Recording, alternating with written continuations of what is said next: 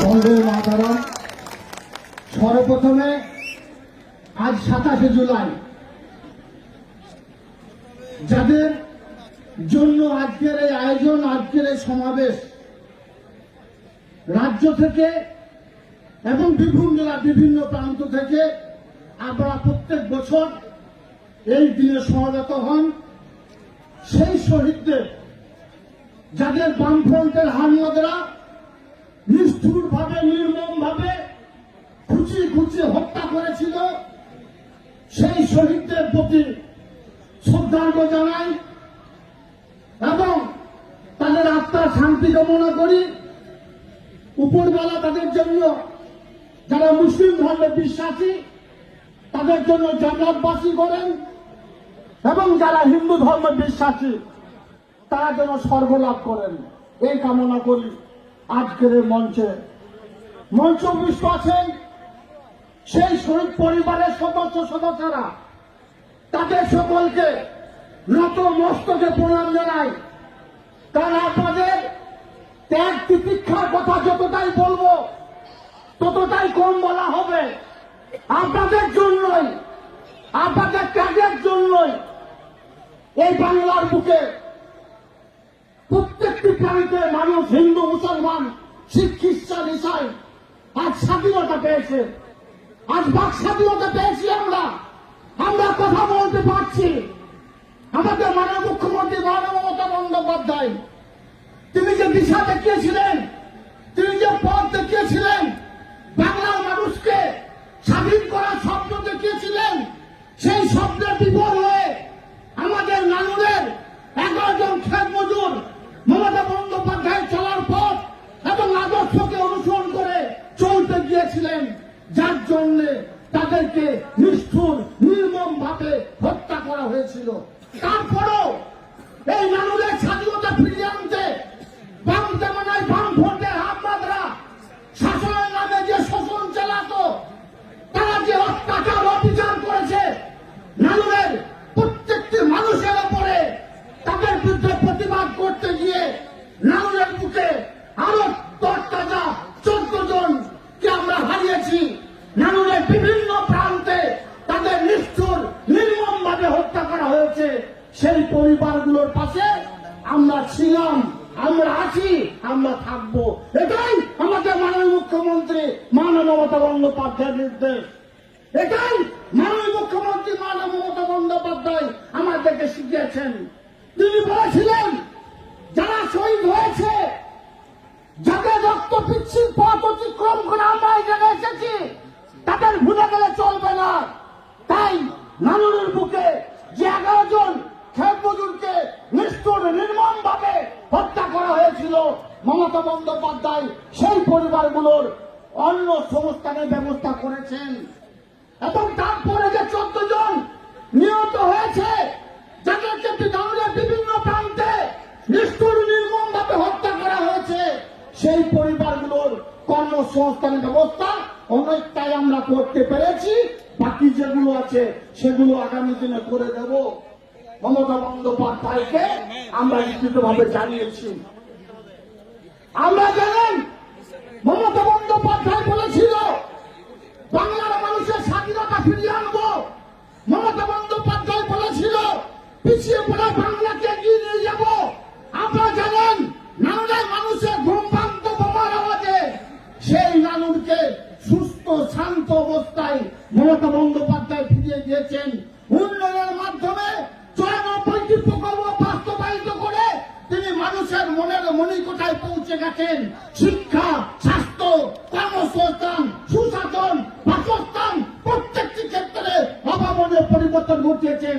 তাই জাতি, ধর্ম, মতামত নির্বিশেষে সকল সম্প্রদায়ের মানুষকে বলবো, আসুন আমরা সকলে মিলিতভাবে, সংঘবদ্ধভাবে মাননীয় মুখ্যমন্ত্রী মমতা বন্দ্যোপাধ্যায়, যিনি পিছিয়ে পড়া বাংলাকে এগিয়ে নিয়ে গেছেন, যিনি পিছিয়ে পড়া বীরভূম জেলাকে এগিয়ে নিয়ে গেছেন, তার হাতকে সবসময়ের জন্য আমরা শক্ত করার চেষ্টা করি। আমরা জানেন, কেন্দ্রে যে সরকার বসে আছে, সে সবসময়ের জন্য বাংলাকে পিছিয়ে দিতে চায়, বাংলাকে অবহেলা করে, বাংলাকে অবজ্ঞা করে। তার একের পর এক প্রমাণ, একের পর এক নিদর্শন আপনাদের কাছে আছে। আপনারা জানেন আমার যে ক্ষেত মজুর ভাইরা যারা মাথার ঘাম পায়ে ফেলিয়ে 100 দিনের কাজ করেছিল, যুক্তরাষ্ট্র পরিকাঠামো অনুযায়ী তার 60% টাকা দেবে কেন্দ্র সরকার, 40% রাজ্য সরকার। কেন্দ্র সরকার টাকা দেয়নি। আমাদের মাননীয় মুখ্যমন্ত্রী মাননীয় মমতা বন্দ্যোপাধ্যায় দিয়েছেন কেন্দ্র সরকার যুক্তরাষ্ট্র পরিকাঠামো অনুযায়ী। যদি আবাস যোজনা টাকা দিত তাহলে বাংলার বুকে মাটির বাড়ি থাকতো না, ছাদবিহীন মানুষ থাকতো না। কিন্তু আমাদের মাননীয় মুখ্যমন্ত্রী মাননীয় মমতা বন্দ্যোপাধ্যায় তিনি দিচ্ছেন আমাদের বাংলায় মাটির বাড়ি যাতে আছে তাদের পাকা বাড়ি করে দিচ্ছেন। তারপরও তিনি একের পর এক জনমুখী প্রকল্প বাস্তবায়িত করেছেন আমাদের সকলের জন্য, বাংলার হিন্দু মুসলমান শিখ খ্রিস্টান ইসাই সমস্ত সম্প্রদায়ের মানুষের জন্য। আজকে যারা এসেছেন বীরভূম জেলার বিভিন্ন প্রান্ত থেকে মঞ্চে আছেন আমাদের রাজ্যের 2 মন্ত্রী, শ্রদ্ধেয় সম্মানীয় আমাদের ববিতা, যিনি সবসময়ের জন্য আমাদের সুপরামর্শ দিয়ে থাকেন। আমার অভিভাবকের মতো আরেকজন আছেন মলয়দা, তিনি না থাকলে কাজল শেখ থাকতো না। বামফ্রন্টের হাতবদরা আমাকে অনেক আগে অ্যারেস্ট করার নাম করে খতম করে দিত। মলয়দার জন্যই আজ আমি বেঁচে আছি। মঞ্চে আছেন বীরভূম জেলার আরেক মন্ত্রী আমার অভিভাবক চান্দুদা, আমাদের কাছের মানুষ, আমাদের মনের মানুষ। মঞ্চে আছেন আমাদের ডেপুটি স্পিকার, আমাদের অভিভাবক আশিস দা, আছেন আমাদের এমপি সাহেব, যখনই ডাকি তখনই আমরা কাছে পাই। মঞ্চে আছেন রানাদা, আছেন বিকাশ দা আমার অভিভাবকের মতো। মঞ্চে আছেন আমার পিতৃতুল্য দাদার মতো শেখ শাহনওয়াজ সাহেব। মঞ্চে আছেন আমার ছোট ভাইয়ের মতো নানু বিধানসভার সম্মানীয় বিধানচন্দ্র মাঝি সহ আরো বিশিষ্ট ব্যক্তিবর্গ। মঞ্চের নিচে আমার জেলা পরিষদের সহ সভাধিপতি, কর্মাধ্যক্ষরা, জেলা পরিষদের মেম্বাররা, পঞ্চায়েত সমিতির সভাপতিরা, মিউনিসিপ্যালিটি চেয়ারম্যান, ভাইস চেয়ারম্যানরা সহ শাখা সংগঠনের সকল নেতৃত্ব এসেছেন। আমরা সকলকে ধন্যবাদ জ্ঞাপন করছি শহীদ পরিবারের পক্ষ থেকে আমাদের এই মঞ্চে আসার জন্য।